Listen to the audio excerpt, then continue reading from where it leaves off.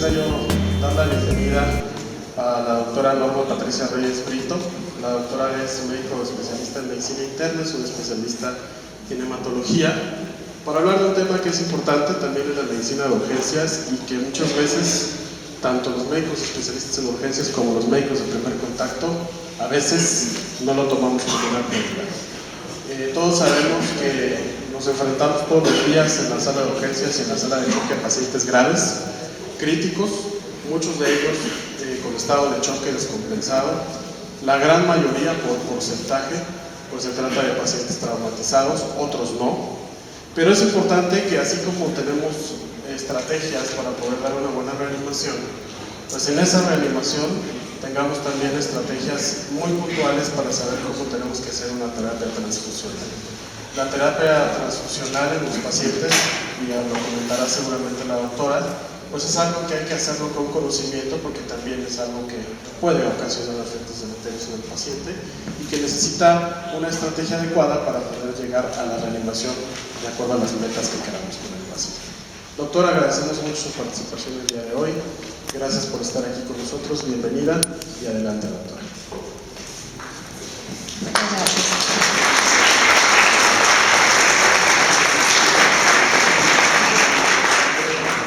En primer lugar, muy buenas noches a todos. Quiero agradecer la distinción que tiene la Sociedad Iraniense de Medicina de Urgencias y de Desastres en invitar a participar en su primera sesión del año 2017. Darle las gracias a mi compañero Jesús Álvarez por su invitación, al doctor Sánchez, al doctor Larios.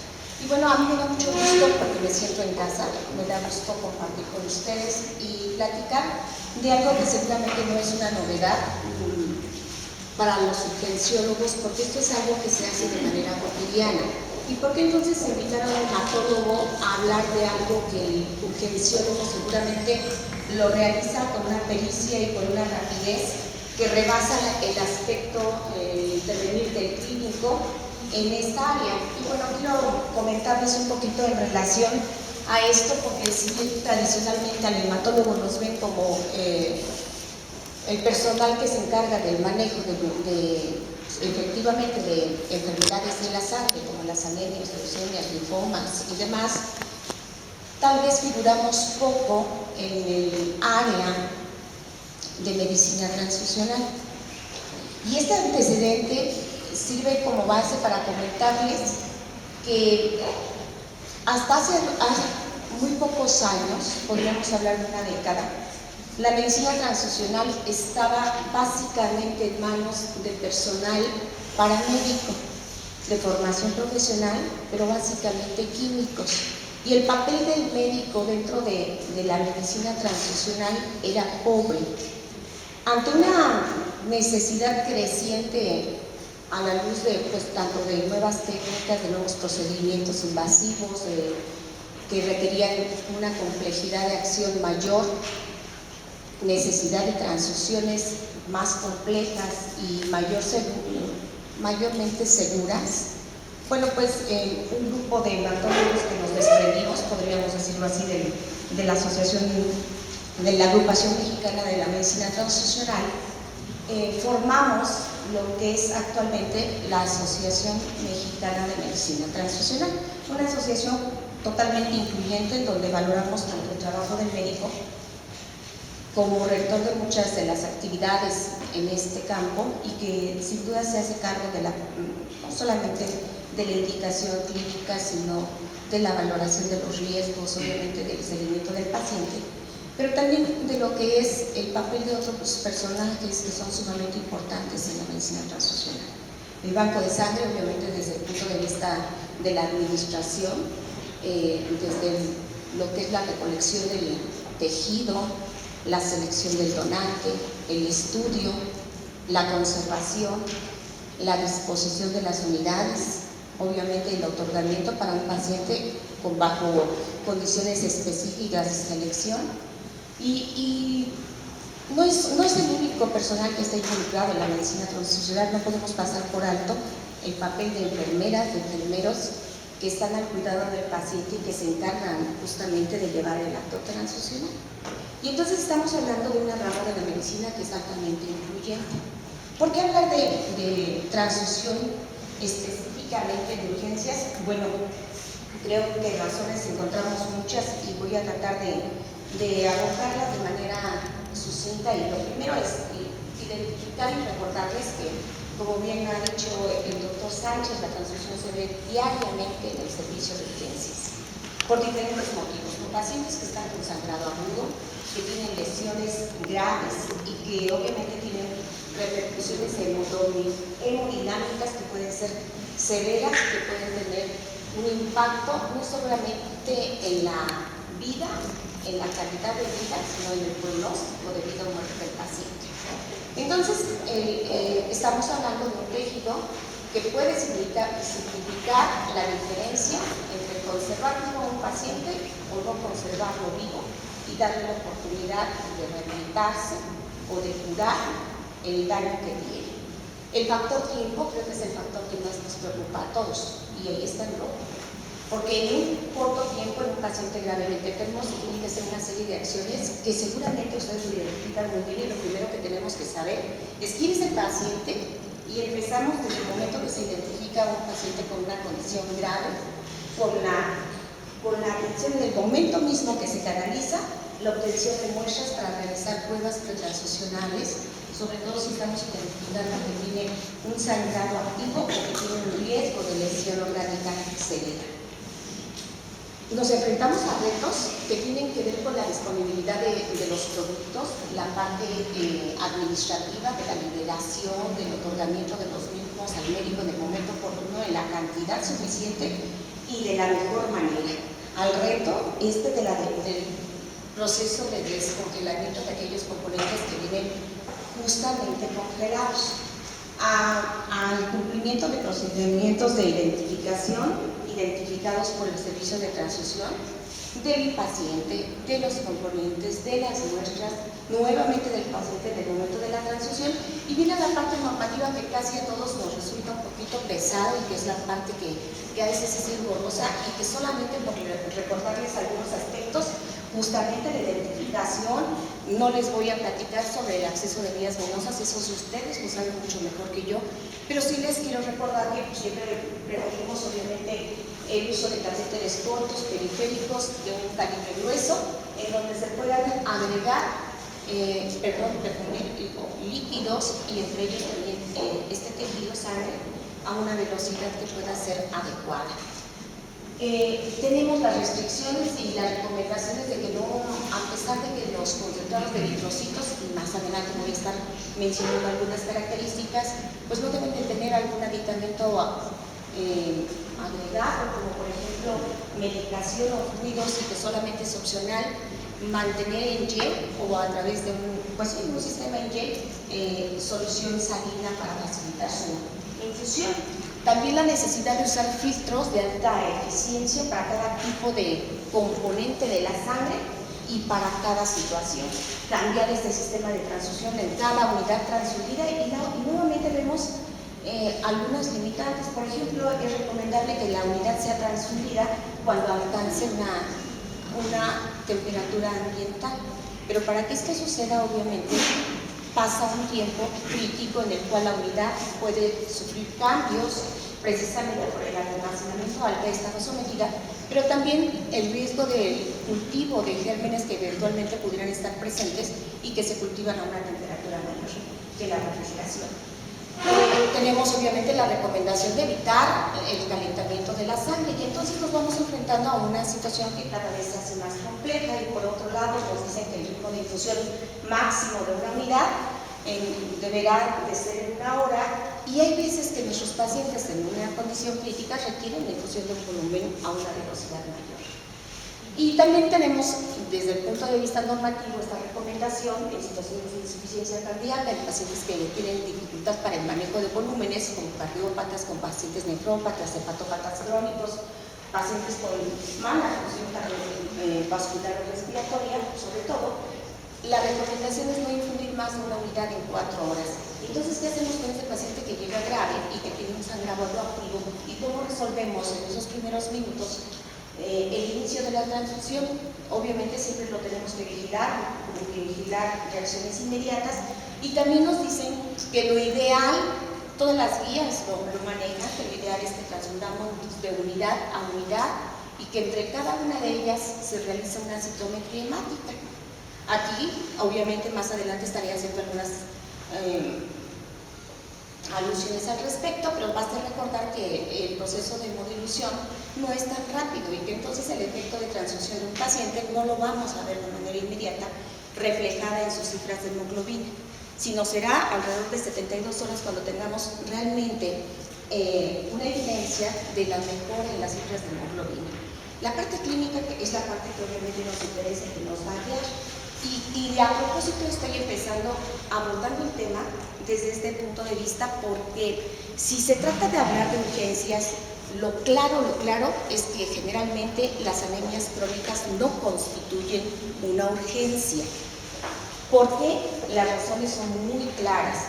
Primero, seguramente en un paciente con una anemia crónica, que podría ser multifactorial, se han echado a andar una serie de mecanismos de compensación hemodinámica que tienen al paciente no solamente normovolémico, sino incluso hipervolémico. Primer punto. Entonces, generalmente, eso, junto con mecanismos como la disociación de la curva de hemoglobina, una menor afinidad del oxígeno por la hemoglobina y una mayor liberación de esta hacia los tejidos, pues hace que sea más eficiente esta oxigenación tisular con menos gramos de hemoglobina. La otra, y que es la que tiene más peso, definitivamente es que las anemias crónicas generalmente tienen una etiología que puede ser identificada y un tratamiento que puede estar relacionado directamente con ello. Y así, por ejemplo, si nuestro paciente tiene una anemia crónica por un mecanismo ferropénico, pues el tratamiento con hierro oral o por la vía que sea elegida por el médico, pues será el tratamiento de elección. Lo mismo con el paciente con anemias megaloblásticas, el uso de vitamina B12 y de ácido fólico, pues evita el riesgo de una transfusión innecesaria con los riesgos que esta conlleva. Paciente con enfermedad crónica y insuficiente renal, pues obviamente tendrá posibilidades de responder a eritropoyetina y por lo tanto la justificación de someterlo a un riesgo de una transfusión con todo lo inherente, pues es sobrepasada. Sí es cierto que algunos pacientes con enfermedades crónicas, con anemia crónica, pueden requerir transfusión, eso sí es cierto.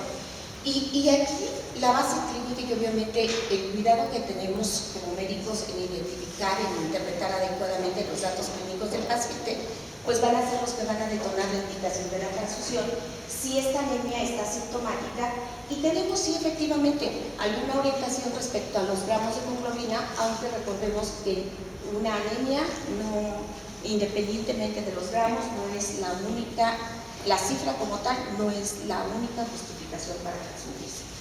Hay una situación bien claramente identificada respecto a si los pacientes con menos igual o menos de 5 gramos de hemoglobina requieren transfusión, seguramente que sí, porque la oxigenación tisular en condiciones de reposo en un paciente normovolémico se asegura cuando éste tiene por lo menos 7 gramos de hemoglobina.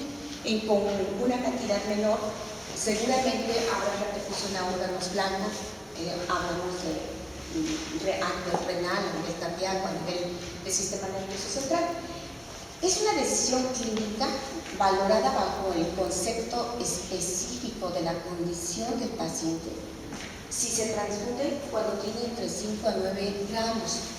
Insisto, estoy hablando de esos casos en donde el paciente acude a urgencias, pero identificamos un padecimiento crónico. Vean ustedes que la recomendación es que cuando el paciente lo encontramos con más de 10 gramos de hemoglobina, igual o más de 10 gramos de hemoglobina, casi nunca tiene una indicación real para transfundirse. ¿Podría haber excepciones? Seguramente que sí. Cada una de las decisiones médicas tiene que ser individualizadas bajo el concepto de valorar al paciente de manera integral. Ejemplo de ello podrían ser los pacientes que tienen hemopatías malignas o algún otro tipo de neoplasia, aquellos pacientes que tienen obviamente defectos tanto de tipo perfusorio como de tipo ventilatorio y en donde podría estar comprometido el intercambio gaseoso o la distribución sanguínea. Y entonces en ellos es recomendable mantener una hemoglobina en estos rangos, entre 8 a 9, mayor de 8 y 9 gramos de hemoglobina. Y entonces podría ser que sí, efectivamente tienen una enfermedad crónica, pero no nos vamos a esperar a que alcancen los 7 porque sabemos que va a tener una repercusión. Sin embargo, el panorama que nosotros visualizamos en el servicio de urgencias rebasa con mucho este escenario. Esto no es lo más común. El día a día es el paciente que llega con una situación de anemia aguda en donde la parte prioritaria es obviamente, y aquí no voy a hablar de los estándares, no es objetivo de la plática, de compartir esto con ustedes, no voy a hablar de lo relacionado con mantener la volemia al 100%, que sería lo ideal. Ustedes saben muy bien que, y todos identificamos que los estándares para el manejo de un paciente con hemorragia aguda en sus diferentes etapas y el manejo del paciente en choque, bueno, pues siempre estará iniciando con soluciones cristalóides y coloides, y esto no cambia en ninguna parte. Pero sí va a ser necesario considerar la transfusión de paquete globular o concentrado de eritrocitos si tenemos evidencia documentada, por ejemplo, a través de la biometría hemática, recordando algo. Cuando un paciente tiene una hemorragia aguda, está perdiendo sangre completa. Y obviamente antes de recibir una resucitación intensa con soluciones, ese paciente estará perdiendo sangre completa y la muestra que estamos tomando es una sangre representativa de ese poco volumen que puede estar teniendo. Entonces, la hemoglobina realmente en etapas iniciales no es el mejor indicador para decirnos que nuestro paciente requiere transfusión. Pero si en un paciente detectamos que previamente estaba sano y tiene un descenso de por lo menos 3 a 5 gramos de hemoglobina por decilitro, pues estamos ante una pérdida importante. Y ese descenso, realmente podríamos poner el ejemplo a los alumnos, y me siento muy en casa cuando veo a tantos alumnos de medicina, porque esto se los platico en hematología, y bueno, el asunto del paciente que de este lado de la acera tiene 18.5 gramos de hemoglobina o 19, que es perfectamente normal para un varón que reside en nuestra ciudad, y que del otro lado de la calle quedó con 13 gramos. Bueno, vamos a subir un poquito y vamos a pensar que queda con 14 gramos. ¿Y por qué del otro lado de la calle? Bueno, porque se encontró con un impacto de un vehículo en movimiento, una ruptura esplénica, un sangrado con hemoperitoneo, y entonces esa reducción tan severa, y digo severa porque sí es cierto, tenía 19 y ahora quedaron 14. Para fines prácticos le falta un gramito para estar normal, pero para fines prácticos está en choque severo, porque esos 5 gramos le han significado la pérdida del 40% de su volumen sanguíneo total. Y entonces ahí estamos ante una situación que hay que resolver con concentrado eritrocitario, y en donde no queda ninguna. Obviamente, si nuestro paciente tiene menos de 8 gramos por decilitro, con una hemorragia que no está controlada o una dificultad para adaptarse a la anemia, ejemplo, los pacientes mayores, los pacientes de la tercera edad, los pacientes diabéticos con enfermedades vasculares y respiratorias, pues no vamos a esperar a que tenga manifestaciones de hipoxia mayores, ¿sí? En ellos está indicada la transfusión. Lo mismo en pacientes que incluso con una cefra menor, pero ven ustedes con condición en el antecedente de tener insuficiencia cardíaca o coronaria. No vamos a esperar ese límite crítico de los 7 gramos, sino esperaremos mantener la hemoglobina siempre por arriba de 3 gramos, digo de 9 gramos. La otra situación en la que nos enfrentamos con un paciente con sangrado agudo, aparte de mantener la normovolemia, de restaurar la capacidad de oxigenación, sin duda es reponer los factores de coagulación, que obviamente se pierden tanto por el mismo efecto de consumo durante el sangrado, como parte de la condición hemostática para la reparación del daño, para el control del daño, como también por el efecto de hemodilución.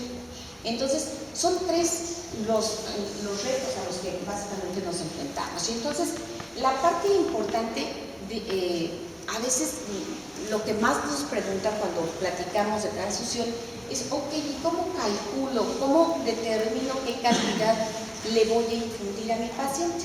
Pues obviamente, si nosotros vamos a recordar las etapas del choque, recordaremos que cuando el paciente está en una etapa de choque grado 1, prácticamente podría pasar desapercibido y que tal vez solamente lo encontramos con taquicardia y que lo encontramos con vasoconstricción, apenas pálido, y tal vez todavía no tenemos un efecto inotrópico positivo ahí y todavía no tenemos taquicardia. Y eso es cuando él ha perdido entre el 10 al 15% de su volumen sanguíneo total. Cuando esta cantidad se duplica, entonces sí, hay una serie de eventos mediados por catecolaminas en donde podemos ya identificar la taquicardia, lo podemos ver marcadamente pálido, empieza la diaforesis.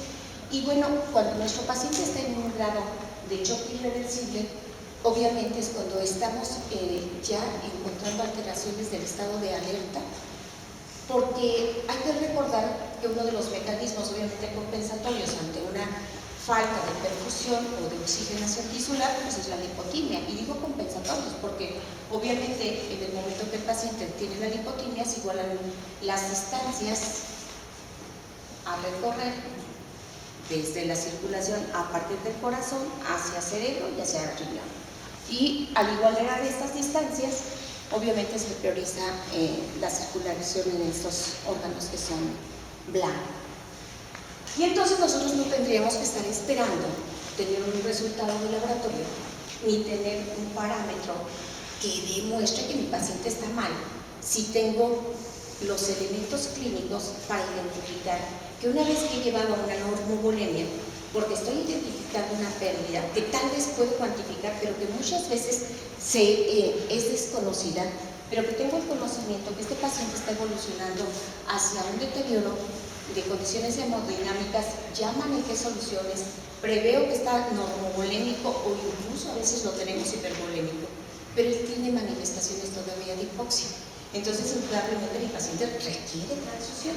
¿Y cómo calcularlo? Miren, aquí les puse una fórmula anticuada que no les quiero repetir, porque hay que tomar en cuenta, hay que recordar que un concentrado de eritrocitos tiene un volumen de 300 mililitros, pero si drenamos la masa de eritrocitos corresponde a 200 mililitros. Y bueno, si nosotros quisiéramos calcular en base a un parámetro que es bastante variable, que es el hematocrito, porque tanto varía cuando el paciente está en un concentrado como cuando está hemodiluido, y depende de otros muchos factores, como es el hematocrito.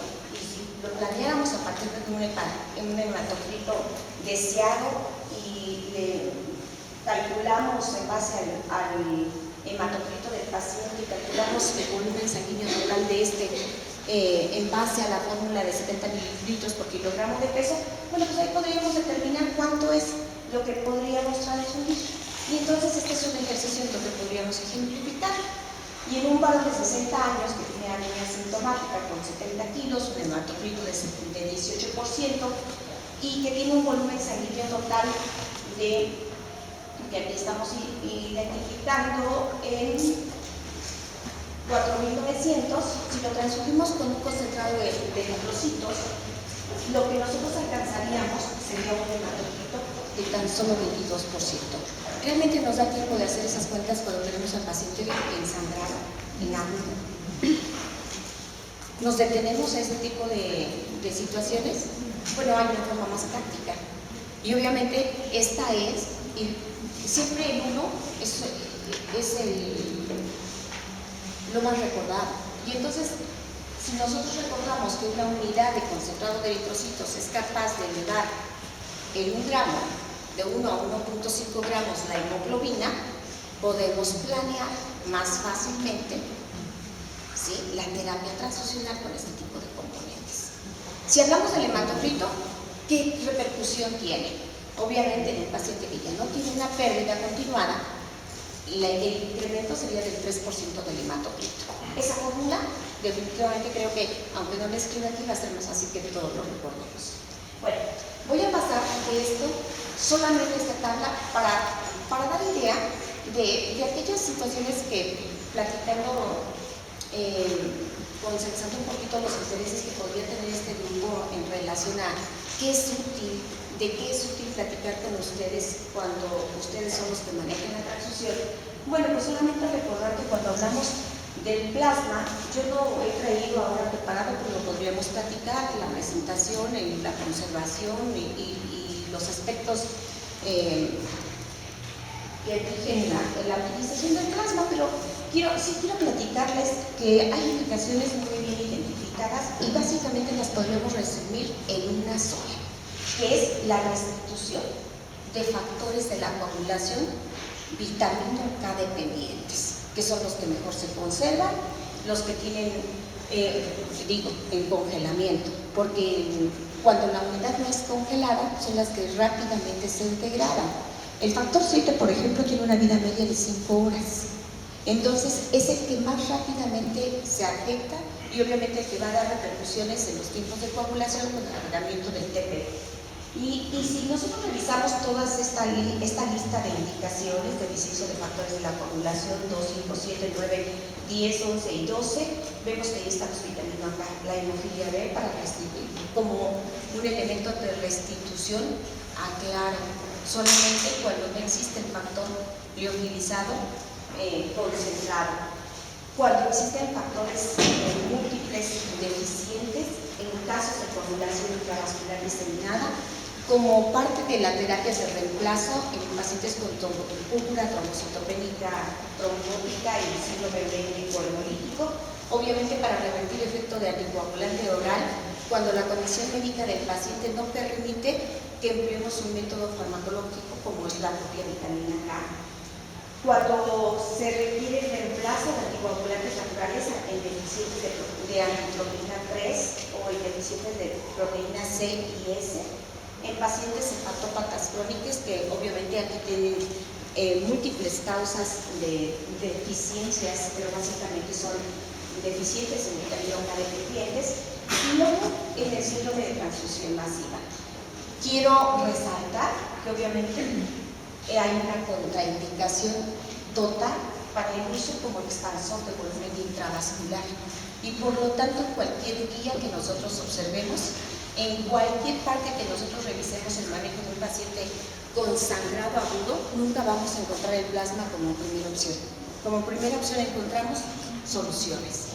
Entonces no lo usamos como un expansor de volumen porque la cantidad de albúmina que está contenida en un frasquito de 25 mililitros equivale a 16 litros de plasma.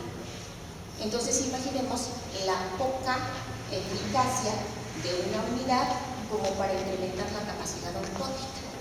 Por lo tanto, esa no es una indicación, tampoco es para manejar casos de hipoalbuminemia, por eso tenemos a la albumina, ni para el manejo de pacientes deficientes de factor octavo, porque no se conserva adecuadamente en el plasma, ni como fuente de apoyo nutricional en pacientes con deficiencias de proteína, ni en hipogamaglobulinemias, por eso tenemos la gamma globulina. Pero, ojo, quiero hacer mucho énfasis en esta, que quisiera haber puesto de rojo, pero no lo hice, pero se lo resalto, y que es la corrección in vivo de tipos de coagulación. El objeto como tal de la transfusión de plasma no es corregir tiempos de coagulación, sino es brindar al paciente lo que le hace falta para que lleve a cabo una función hemostática secundaria eficiente. Y por lo tanto, si es cierto, los tiempos de coagulación nos sirven como guía, nos sirven como parámetro de monitoreo del paciente.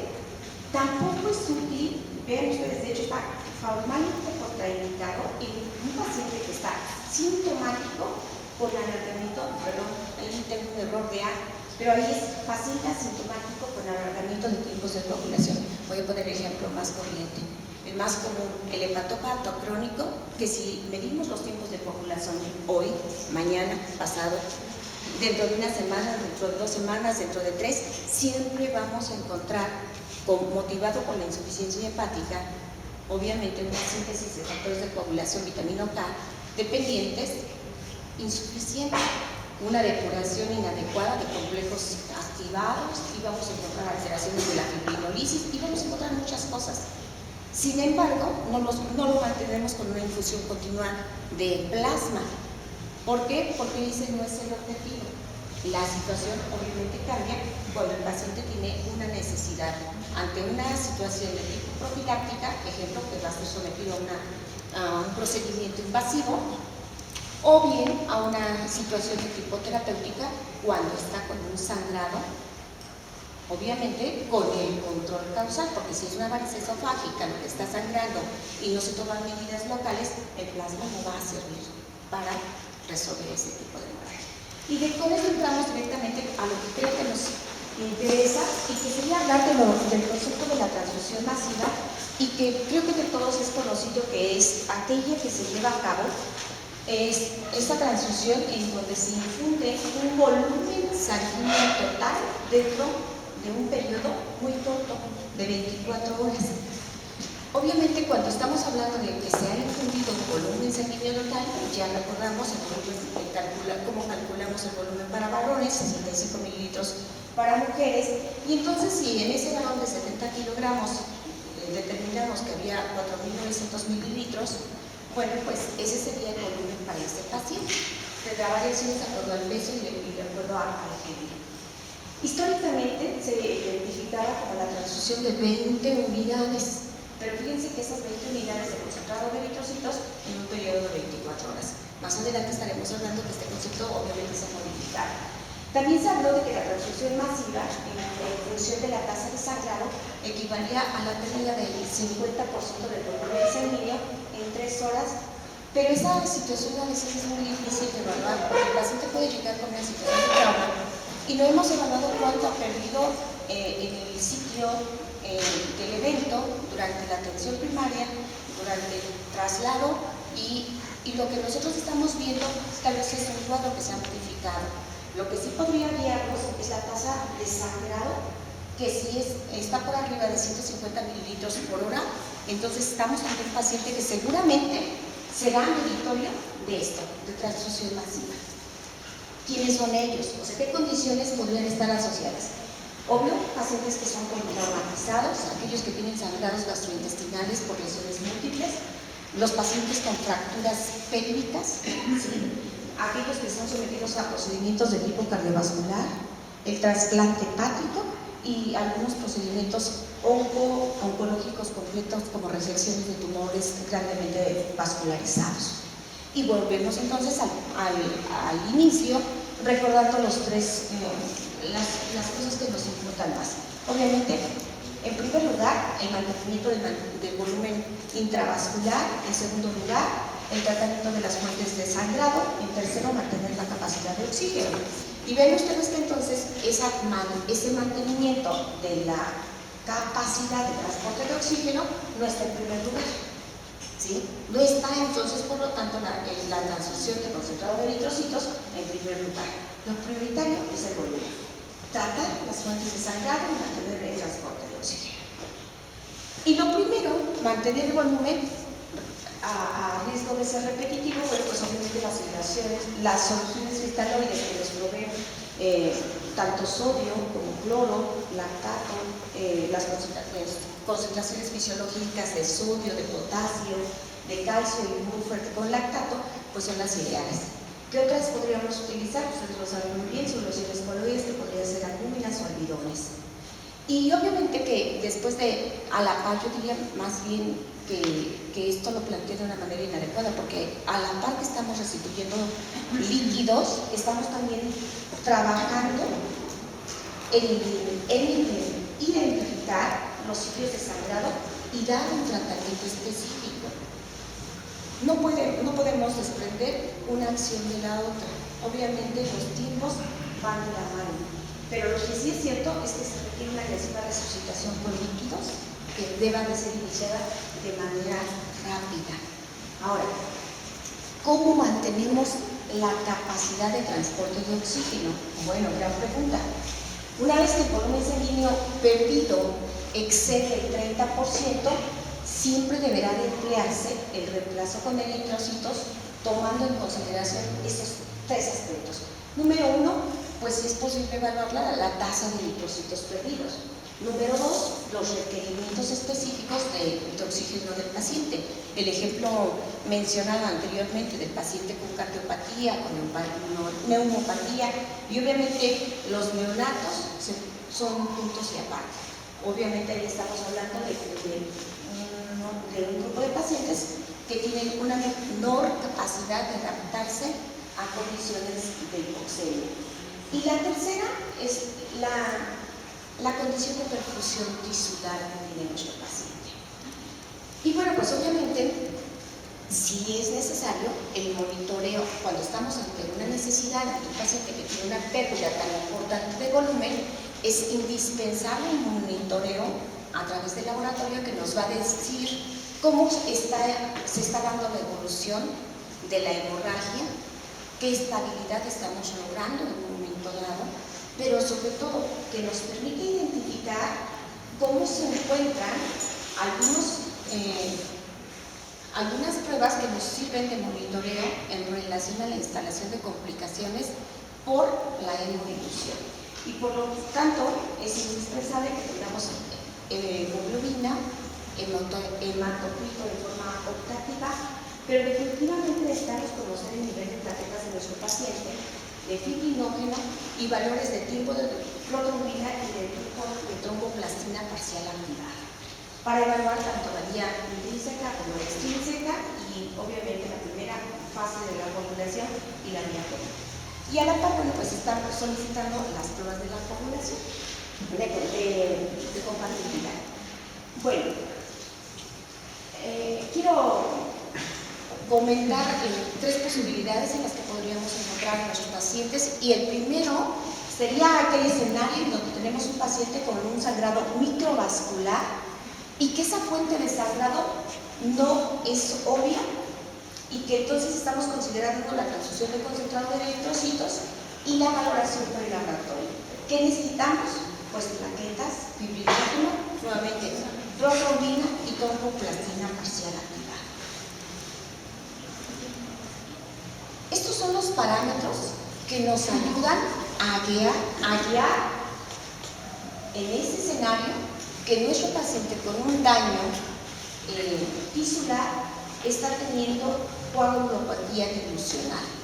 Cuando nosotros estamos infundiendo soluciones, lo que estamos haciendo obviamente es diluir a los eritrocitos, pero están a expensas de ¿qué? Pues del beneficio de mantener la precauda, en beneficio de mantener la volemia y por lo tanto la capacidad de perfusión tisular. Pero la dilución no solamente es de eritrocitos, también los factores de la coagulación después de cierta cantidad de soluciones y de concentrados de eritrocitos infundidos, también estos serán diluidos. Y entonces los parámetros que nos ayudan a identificar que nuestro paciente está evolucionando a una coagulopatía dilucional es el descenso de la cuenta de plaquetas a menos de 75.000. El fibrinógeno igual, obviamente siempre digamos por decilitro, y el TP y el TTPA que exceden el tiempo de control, o es decir, el índice de coagulación para protrombina o el índice de coagulación para el tiempo de tromboplastina parcial activada, igual o mayor de 1.5. Y esto es algo que sí fácilmente tenemos. ¿Qué necesitamos? Obviamente conocer los resultados de nuestro paciente y conocer los rangos de referencia de nuestro laboratorio. Y es muy simple. Ejemplo, si nuestro paciente tiene un tiempo de protrombina de 30 y nuestro testigo lo tiene de 15, pues es muy sencillo, porque lo calculamos TP del problema sobre TDP del testigo y eso es igual a 2.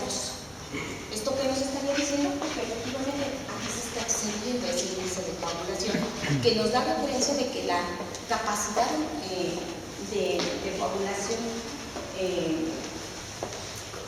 secundaria está intacta.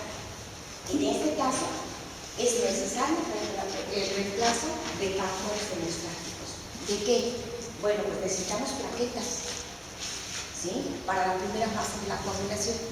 Necesitamos plasma, porque nos va a proveer ¿qué? Factores vitamina K dependientes, que son los que rápidamente van a activar la vía más rápida de la coagulación, que es justamente la vía extrínseca, a partir del factor 7, y necesitamos que lo precipitamos como fuente tanto de fibrinógeno como de factor de von Willebrand que favorece no solamente la agregación de las plaquetas, sino también la aplicación del factor claro como un cofactor del mismo. El objetivo del tratamiento, pues definitivamente va a dirigirse a la rápida restauración del volumen sanguíneo y una composición adecuada para mantener la homeostasis.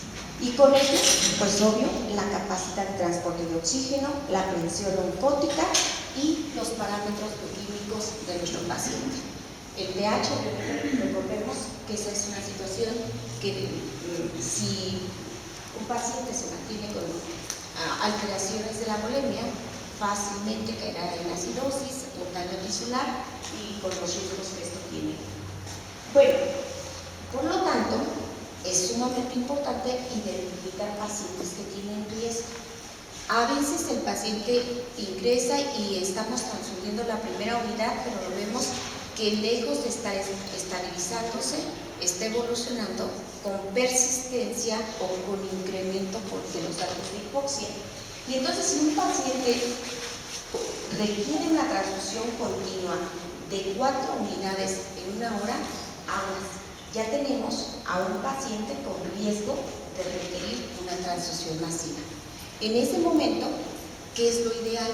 Antes de que nosotros resolvamos los daños causados por la coagulopatía por hemodilución y los efectos de la transfusión masiva, pues lo ideal sería identificar a ese paciente con riesgo y tomar medidas que nos permitan, obvio, mejorar su condición hemodinámica, su perfusión y el transporte de oxígeno. Y evitar con ello, pues, una serie de eventos que están aparejados a un mayor número de unidades transfundidas, entre ellas la toxicidad al citrato, que es el anticoagulante con el cual se conservan las unidades, los componentes de la sangre, el incremento de niveles de potasio, la acidosis, la hipotermia, la falla pulmonar aguda asociada a la transfusión y obvio lo que estamos comentando de la coagulopatía dilucional. Y bueno, lo que ahora les quiero compartir es qué se hace en muchos lugares en relación al manejo coordinado del equipo de salud en relación a un procedimiento de paratransfusión masiva. La primera parte, lo primero que debe de existir en cualquier unidad que está atendiendo pacientes con riesgo de requerir transfusión masiva, que tiene un servicio de urgencias, que tiene un servicio quirúrgico, que está atendiendo pacientes en condición de embarazo y que obviamente se requiere la resolución del mismo, pues obvio es una organización en donde lo prioritario es que se identifique quién es responsable de llevar a cabo el procedimiento. Y el hospital finalmente define quién es el idóneo para poder detonar este procedimiento de transfusión masiva. Esta autoridad generalmente recae en el servicio de urgencias, pero también puede ser compartido por el servicio de transfusión, puede ser detonada por anestesiología, por traumatología, por trauma, por ginecología, por aquel que identifique el riesgo de un paciente de transfusión masiva. Y el responsable de la activación del procedimiento médico en el departamento de trauma y urgencias, anestesiología, cirugía o el que sea. Entonces, lo primero que tiene que haber un procedimiento y tiene que definirse la responsabilidad. ¿Y cómo activar un procedimiento para transfusión masiva? Pues las causas, aquí las tenemos. Lo que comúnmente se hace en diferentes partes del mundo y de nuestro país es, bueno, pues identificar a pacientes traumatizados con riesgo para la vida en urgencias, pues es un indicador para activar este protocolo. También cuando existe una explicada emergencia que es detectada por el servicio de transfusión o por el banco de sangre de componentes sanguíneos, o en una cirugía en donde la pérdida es voluminosa y entonces hay riesgo de transfusión, se identifica, o en aquellos pacientes que requieren más de un volumen en 24 horas, ¿sí? Entonces aquí hay que activar ese procedimiento. Ahora, ¿cómo notificarlo? Las vías de notificación dentro de un hospital deben de ser definidas de acuerdo a las características de la propia institución, y esto puede ser por vía telefónica, a través de un sistema de información, a través de alarmas, a través de radios o por sistemas digitalizados implementados de voz a voz, correo interno, se definen las necesidades específicas de cada área de acuerdo a sus condiciones. Y lo que les presento es, bueno, pues obviamente basado en la literatura, un ejemplo exitoso de un protocolo de reanimación con transfusión masiva que identificamos como el protocolo 1062. ¿Y en qué consiste este protocolo? Básicamente en tener la disponibilidad de componentes de la sangre, específicamente de concentrados de eritrocitos, 10 unidades de concentrado tipificado con prueba de compatibilidad en un paciente que está con condición de riesgo para transfusión masiva. 6 unidades de plaquetas o bien una unidad de plaquetas obtenidas por aféresis. Entonces, 10 de eritrocitos, 6 de plaquetas o que bien puede ser sustituida por una de aféresis. Y 2 unidades de plasma fresco congelado. Muy probablemente en esta sala haya quien pueda estar, sin que me lo diga, pensando que esto es un exceso. Muy probablemente más de uno tiene experiencia de que esto se queda corto ante una necesidad de un paciente gravemente traumatizado. Y entonces, ¿por qué invertir en un protocolo en donde parecería una rutina?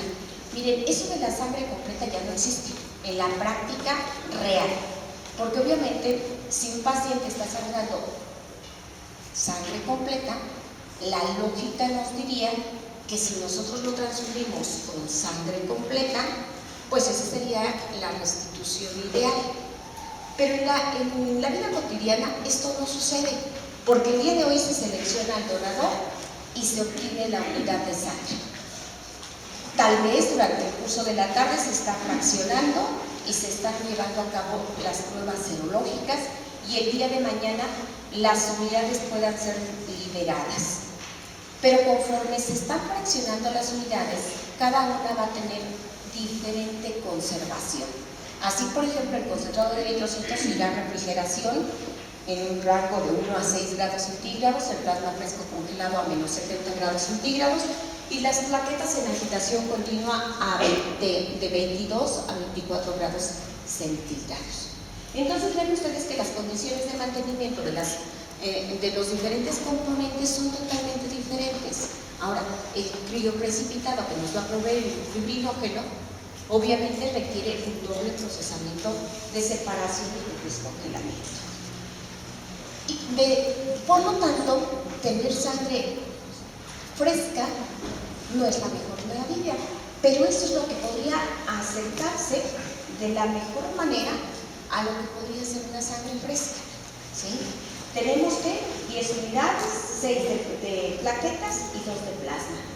Y obvio, será muy importante en el momento que se active el protocolo de transfusión masiva, informar al servicio de transfusión al banco de sangre que justamente se prevé más necesidad, disponibilidad de más unidades de acuerdo a la solicitud del paciente.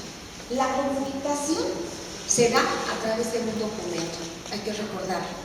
Y ese documento está escrito y está por quien quiera, pero el médico tratante es el responsable de la indicación. Y es el responsable de determinar si esa solicitud qué calidad tiene, si es algo que puede esperar una prueba completa de compatibilidad que se puede estar realizando en alrededor de 1 hora y media y que la liberación a lo mejor en condiciones de rutina podría llevarse 2 o 3 horas, o si es una prueba o si es una solicitud que requiere un manejo más rápido, por ejemplo con una prueba rápida en fase salina, o si la gravedad de la condición del paciente requiere que la unidad sea liberada solamente por grupo sanguíneo.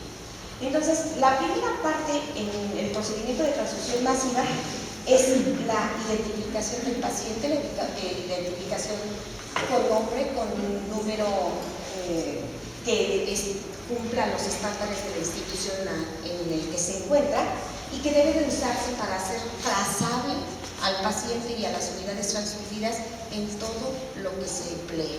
Es decir, en las solicitudes, en las muestras, en las etiquetas, en las hojas, en los registros. Tiene que ser trazable lo que a nuestro paciente le estamos transfundiendo. Porque si eventualmente en un paciente que tiene comprometida el sistema nervioso central y que tiene alteraciones del estado de alerta por la hipoxemia, lo transfundimos de manera equivocada, podríamos no identificar una reacción transfusional que le puede costar la vida. Entonces, esto es muy importante. Importante definir el tipo urgente o ordinario de solicitud y registrar la firma del médico responsable para negar. Bueno, vamos a ver 3 casos específicos. Creo que hay una parte que quisiera primero saber si están todos despiertos. Bueno, esas risas me dijeron que sí. La otra es preguntar de qué tiempo dispongo, porque si yo me pongo a hablar de algo que me gusta, me podría vivir en ello. Y como esto a mí me encanta, pues mejor párenme en el momento que sea necesario. ¿De qué tiempo disponemos? ¿Ya se quieren ir? ¿Están despiertos? Bueno, entonces el primer escenario, miren. Tenemos a un paciente del cual desconocemos el tipo sanguíneo y desconocemos hallazgos biológicos. Si tiene, por ejemplo, transfusiones previas, si está inmunizado, si tiene un anticuerpo. Es un paciente que llega y que tal vez ni siquiera sabemos cómo se llama. Y si no sabemos cómo se llama, pues tampoco conocemos su grupo sanguíneo.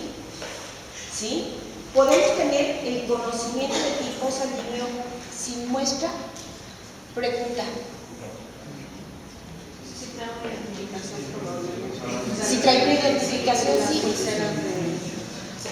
Sí, efectivamente, podría ser que esa medida que utilizan los pacientes de manera preventiva cuando tienen un grupo sanguíneo poco frecuente y que se ponen una plaquita y que me dicen, soy AB negativo. Es una llamada de atención de decir, por favor, no me vayan a poner otras cosas que yo no deba de recibir. ¿Sí? Y eso podría ser un método de identificación. La licencia de manejo, pero con reservas, ¿cierto? Porque a veces la transcripción de datos puede ser errónea. Entonces, lo ideal es que nuestros pacientes tengan una determinación de grupo sanguíneo.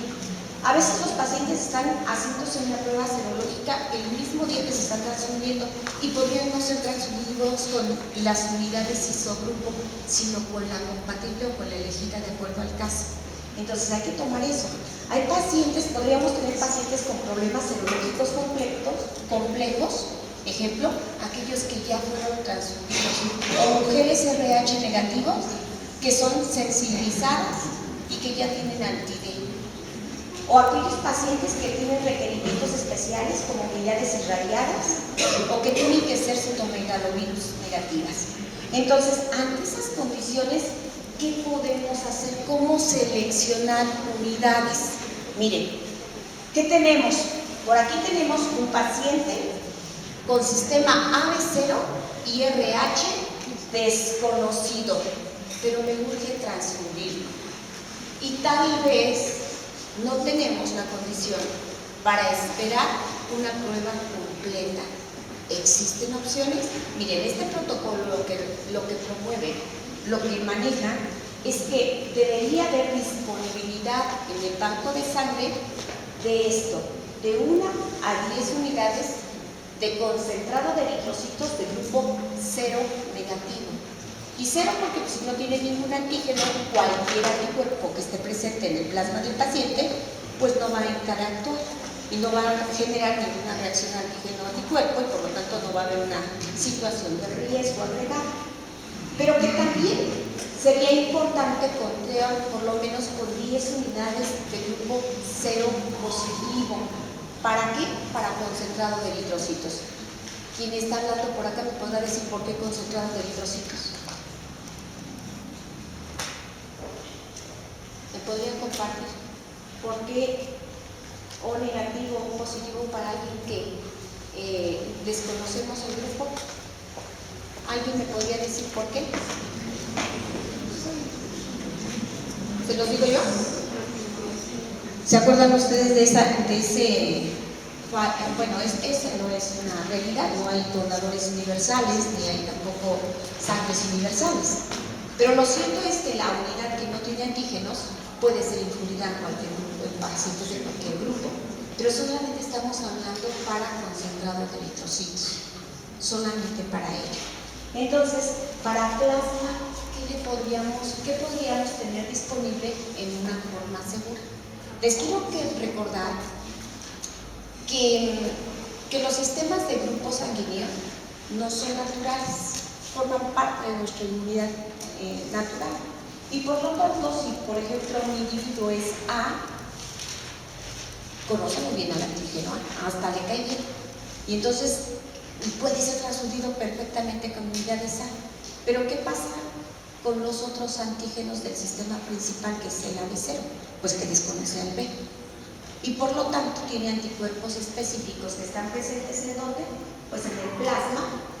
Y estos anticuerpos reaccionarían ante una transfusión incompatible. Solamente a manera de recordatorio, porque seguramente lo tienen bien presente, el paciente que es A tiene anticuerpos anti-B, el que es B tiene anti-A, el AB no tiene nada, porque conocen los dos antígenos. El problema es el cero, porque tiene anticuerpos anti-A y anti-B. Entonces, recordad, vean ustedes, que si bien lo que podríamos considerar como unidad universal para concentrado de eritrocitos es el cero, para plasma y para crío precipitado es el AB. Porque AB conoce a los antígenos y por lo tanto no tiene ningún anticuerpo. ¿Cuál sería entonces la unidad requerida de manera inicial? Pues obviamente la cero negativa. Pero ¿qué pasa si el paciente requiere de múltiples transfusiones?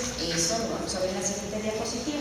Bueno, la siguiente es que podríamos tener un paciente AB0 y RH desconocido, y entonces vamos a emplear el resumen para concentrados de eritrocitos 0, para plasma y para crío AB.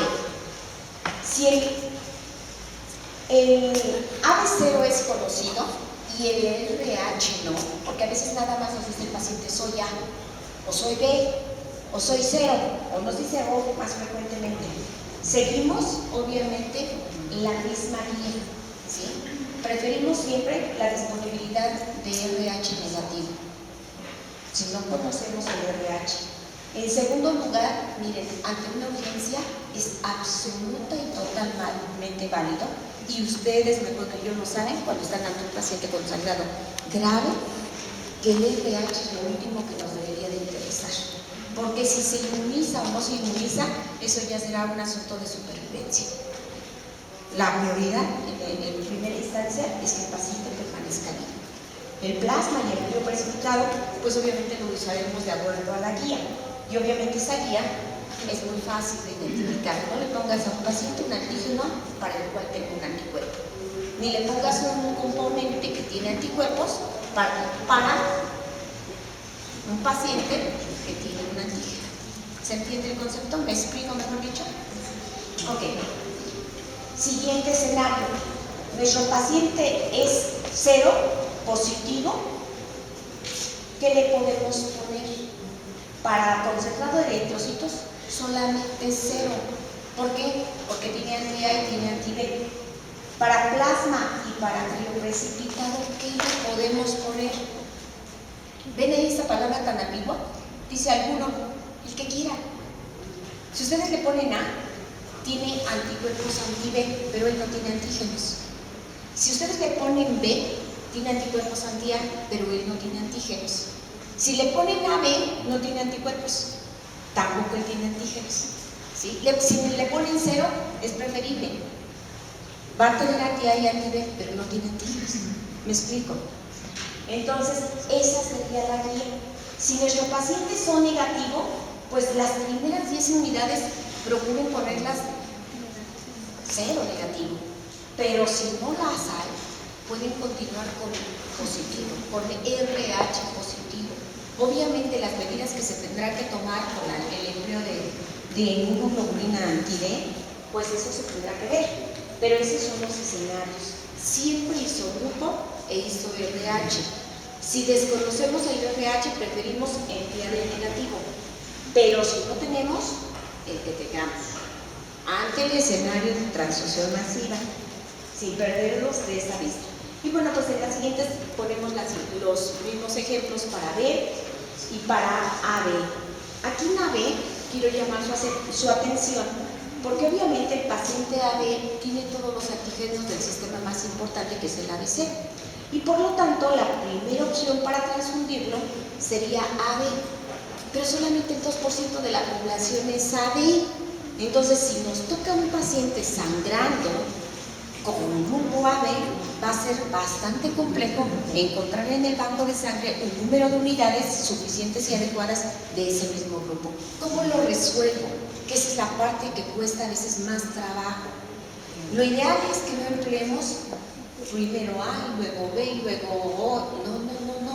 Porque entonces recuerden ustedes que en cada unidad de concentrado de eritrocitos va cierta cantidad de plasma, y que ese plasma sí tiene anticuerpos, y que si estamos hablando de una sola unidad, ese remanente de plasma es muy pequeño, pero cuando sumamos 10 unidades, si el remanente fue de 25, tenemos 250 mililitros de plasma con una cantidad suficiente de anticuerpos como para embolizarlo transfundido. Entonces, ¿qué sería lo ideal? Si nosotros no tenemos disponible AB, pues nuestra siguiente opción, de acuerdo a la frecuencia del grupo en la población y la disponibilidad de unidades, será A, ¿sí? Sí, lo ideal sería pasar de 1 a 10 AB, y si nosotros no tenemos, si las tenemos disponibles, mejor dicho, continuar con A negativo. Ojo, para el RH negativo, y después, si estas se agotan en un procedimiento de transfusión masiva, seguimos con RH positivo. Seguimos con él. Bueno, hay un punto que definitivamente tengo que recordar, y es que los pacientes que reciben una transfusión masiva, idealmente deberían de recibir sangre lo más recientemente extraída. Ya comenté en la condición ideal el tiempo que podría ser requerido para tener disponibilidad de componentes estudiados. Y la sangre, si nosotros hablamos de los diferentes componentes, pues es útil de acuerdo a la vigencia. Y un componente tendrá capacidad de incrementar la hemoglobina, hablando de concentrado de eritrocitos, lo mismo si tiene un día de extraído que si tiene 21 y está anticoagulado con ACD, o si tiene 42 y está anticoagulado con CPDA. Va a mantener la misma utilidad. La situación entonces, ¿por qué preferible usar unidades recientemente extraídas? ¿Se acuerdan ustedes de la lista de riesgos que les presenté? La toxicidad por citrato, los niveles de potasio, la acidosis. Bueno, pues estos están relacionados con el proceso de envejecimiento de las células. Y día con día habrá eritrocitos que se estarán lisando y obviamente que estarán liberando su contenido. Entonces, lo ideal es que el paciente reciba unidades del menor tiempo de extracción posible. ¿Qué se requiere? Que el banco de sangre sea informado de esa necesidad. ¿Sí? Un banco de sangre bien administrado obviamente no se espera a que le digan necesito sangre recién extraída, sino el médico que está liderando ese tipo de trabajo está previendo. Ya veo que se llevaron 4 unidades, empiezo a preparar plasma. Ya veo que se llevaron plasma, porque ya ocuparon el plasma, ya estoy descongelando crío, ya estoy cruzando más unidades, estoy aprovechando las muestras y estoy optimizando para tener el mayor número de unidades. Ese es un banco de sangre. Ese es el prototipo de manejo de tipo interdisciplinario. Y entonces es muy importante asegurarnos de que hay un buen inventario. Voy a tocar un punto caliente, y es justamente el calentamiento de la sangre. Esto le hace cosquillas no nada más a unos, esto le hace cosquillas a todo el mundo. Porque lo primero que ustedes van a escuchar en todas partes es que la sangre debe de ser infundida en el paciente como sale del refrigerador. Y que debe de terminar de ser transfundida en las primeras 4 horas de iniciada la transfusión, porque si no, ya se contaminó y que ustedes la tienen que desechar. ¿Me equivoqué? no quieren hablar, pero bueno, está bien, protegen a su banco de sangre, está muy bien. Pero eso es lo que se van a escuchar. Pero ¿qué pasa con nuestro paciente que tiene la necesidad de recibir sangre o plasma en razón de un volumen de 100 mililitros en 30 minutos? Bueno, pues que ellos van a tener un riesgo muy importante derivados de la baja de la temperatura, de la hipotermia. Y miren ustedes, recordarles solamente que cuando la temperatura desciende a 30 grados centígrados en el nodo sinusal, se desencadena arritmias que pueden ser la causa de la muerte del paciente. Y tal vez no lo perdimos por el trauma, ni lo perdimos tampoco por el choque, sino lo perdimos por la falla cardíaca causada por una arritmia, por hipotermia. Y entonces, ¿qué es lo ideal? Que todo hospital, que todo servicio de urgencias tenga un procedimiento estandarizado para el calentamiento de la sangre. ¡Ojo! Tengo que ser muy enfática. La sangre no puede entrar al microondas. Porque sonaría muy lógico, rápido la caliento, ¿verdad? No, se hace moronga. No, eso no debe de ser. Tampoco debe la enfermera de llevarla al grifo al chorro del agua caliente. También se hace moronga. Y luego dicen, este banco de sangre me la mandó muy mal, está toda coagulada. No, lo que pasa es que la sometieron a un calentamiento, hubo una desnaturalización de esas proteínas y ya se coaguló. Entonces, ¿cómo hacer ese calentamiento de la sangre? Miren, aquí yo no conozco algún hospital que lo tenga. Por favor, si alguno de ustedes me dice lo contrario, me encantaría escucharlo y hasta voy a ir a tomar una fotografía, pero hay equipos específicos para el calentamiento de la sangre, igualito que como son las bombas de infusión, calienta solamente la tubuladora por donde está pasando la sangre, para que cuando se infunde en el paciente llegue a una temperatura de 37 grados centígrados. Una temperatura mayor activa la coagulación sanguínea y por lo tanto vamos a pasar moronga. Es más, ni va a pasar, ¿sí? Para empezar, ni va a pasar. Y entonces, ¿de qué manera podría hacerse? Pues se tiene que identificar el procedimiento. Les puedo dar ideas, pero no lo puedo publicar. Pero podríamos platicar. Bueno, ¿por qué es necesario tener un procedimiento de este tipo?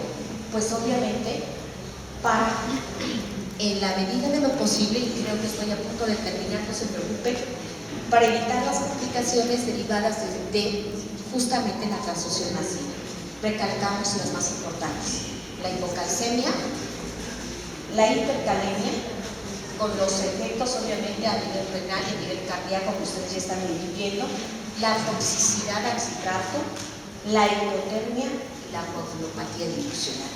Yo creo que son razones por demás de peso para pensar de tener un procedimiento, de tenerlo muy bien estandarizado, de comunicarlo muy bien y trabajar en sintonía en un servicio en donde se requiere pues un accionar conjunto, expedito, eficiente y sobre todo eficaz. No sé si tengamos algún tiempo para preguntas o comentarios o ya me lo pregunto.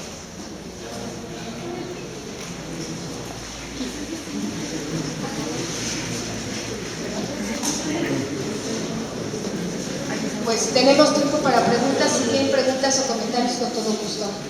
Espero no ampliarlos. Muchas gracias, doctora. La verdad, una plática muy sencilla, muy amena, nos lleva a reflexionar que la terapia transfusional no es nomás ir al banco de sangre y pedir concentrados de criterios así como si fuera pasar una solución. Y que ustedes muy claros que la terapia transfusional también es algo muy importante, que tenemos que tener un equipo de trabajo. Muchas veces actualmente estamos en hospitales de concentración. Mi pregunta va en relación a los códigos MATRES. Es una bronca ponernos de acuerdo: medicina interna, medicina de urgencias, laboratorio. Cuando llega una paciente en estas condiciones, muchas veces pecamos de no invadirla desde que llega, y cuando tenemos la bronca es cuando queremos estar todo. Muchas veces piden, yo voy a esto, estoy en el Hospital Real de Tulancingo hace 25 días, Llegó una paciente, una enfermedad severa, con 20,000 de plaquetas, lo tuvieron de en particular casi 12 horas. Su caso de problemas interesantes, yo creo que van a escucharlo muy bien, gracias. Bueno, le agradezco. Una paciente hace 20 días, un caso de una paciente, una gesta 3 de 5 años, la valoran inicialmente por dolor obstétrico y dolor de cabeza. La paciente la ve un médico general en la clínica particular y al parecer todo muy bien. Cuando toman todo el perfil del laboratorio ven que las plaquetas están bajas, les llama la atención al médico general y ven que las transaminadas están en 800, plaquetas están en 95,000 y de repente la paciente está en 140-90, tiene un poquito de datos de vasoespasmo.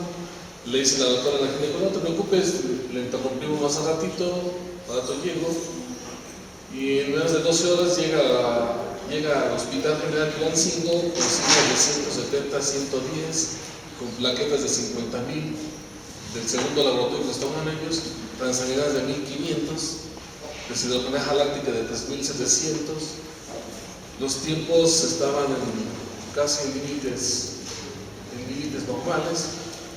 Se detuvo un ultrasonido obstétrico y al parecer el producto normal, se ve una congestión hepática y se ve una zona de hemorragia.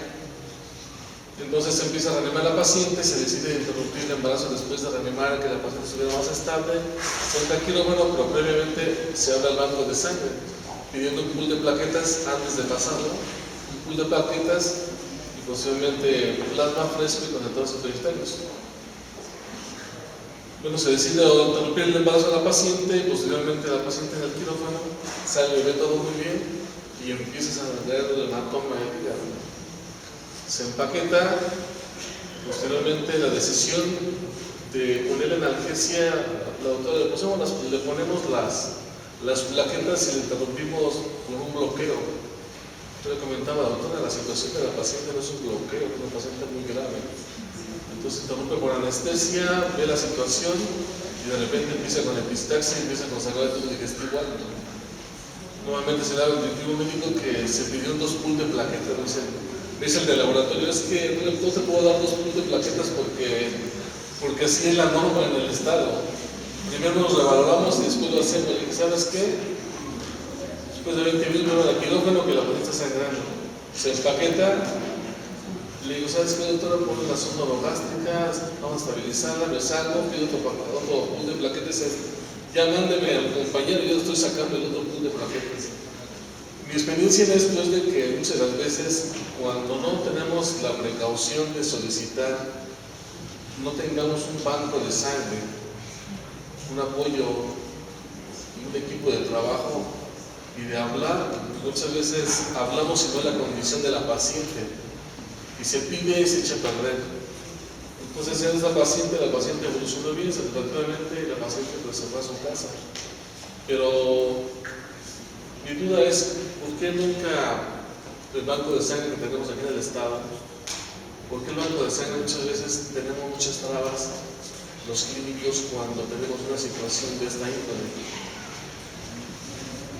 Porque lo palpamos porque nosotros estamos entre Puebla y Veracruz, y las pacientes las avientan como si fueran cualquier otra cosa. Entonces de repente sí tienen, de repente no hay, y lamentablemente de los grupos no se encuentran. Entonces sí es difícil para nosotros como médicos de urgencias, porque también nunca el equipo completo de código mater está completo. Entonces la mayoría de los urgenciólogos ahorita con los cursos ya tenemos más decisión que los terapeutas internistas, porque lamentablemente el médico internista, hasta que no tenga un laboratorio, hace una intervención, y el médico de urgencias, desde que entra el paciente, ya está dando la terapéutica. Y la ginecobstetra, que es el especialista, debería saber el tratamiento, no imparte el tratamiento, sino que espera quién es el más aventado o que tenga más noción de lo que está pasando. Y lamentablemente eso nos ha llevado mucho a fracaso en el estado, de ser el primer lugar a nivel nacional de morbo y mortalidad, y de no tener algo que es muy importante de la plática, de la importancia de pedir lo solicitado, pedirlo en tiempo y en forma, antes de hacer una intervención. Porque lamentablemente, sí, interrúmpela, y lo que pasa, vamos trabajando. Y eso es lo que nos ha dado, lamentablemente, las complicaciones y la mortalidad que tiene el Hospital General. Pues le agradezco muchísimo, doctora, la verdad, la felicito por el tipo de charla tan amena y de explicar las cosas tan básicas y llevarnos hasta qué complicaciones se pueden presentar únicamente en una mala decisión. Muchas gracias. El ejemplo que el doctor ha mencionado pues es el prototipo de un paciente con síndrome de HELLP, con hemólisis, con daño hepático, con obviamente trombocitopenia, en el contexto de una complicación hipertensiva del embarazo, que afortunadamente, como bien dice, resultó con una buena evolución. Quiero recalcar que efectivamente, deshonrosamente, tenemos el tercer lugar de muerte materna en el país, y que si nosotros analizamos los conceptos bajo los cuales se codifican estas muertes maternas, la mayor parte dice sangre. Desafortunadamente, no tengo una respuesta respecto a lo que usted me pregunta de la situación del banco de sangre. Hace un buen ratito que yo siempre he estado inmiscuida en la medicina transfusional, pero en este momento yo ya no tengo una participación en el mismo. Creo que esta es una situación, una oportunidad para mejorar la comunicación entre un proveedor de un servicio y el clínico que tiene la necesidad de resolver un paciente cuya vida está en peligro. Y esto tiene que ser motivo de acuerdos entre instituciones, entre directivos, porque obviamente la parte que a veces se queda en la burocracia o que se queda detrás del escritorio no está viendo el sangrado, que está identificando a través de un documento necesariamente la urgencia o la calidad de severidad del paciente. Entre mejor sea requisitada la solicitud y mejor informada la necesidad de los componentes, es ideal. ¿Qué sería lo mejor? Pues como mencionaba, que cada hospital tenga un protocolo, que lo estandarice, que todos lo echen a dar a la par, que todos estén involucrados, que se hable el mismo lenguaje, que se concientice desde ustedes, chicos, de ustedes que están en formación, ¿sí? Que identifiquen hacia dónde van, hacia qué responsabilidad, y saber que su decisión puede cambiarle la vida a un paciente.